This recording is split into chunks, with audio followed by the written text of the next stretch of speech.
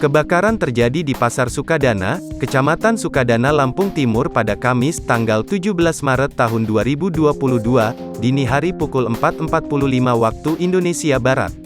Kebakaran di Lampung Timur itu melahap sejumlah ruko yang ada di Pasar Sukadana. Hal tersebut dibenarkan Sekretaris BPBD Lampung Timur, Titin Wahyuni saat dikonfirmasi, Kamis tanggal 17 Maret tahun 2022.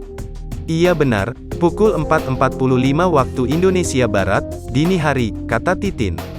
Titin menyebutkan, api berasal dari sebuah ruko yang ada di dalam pasar.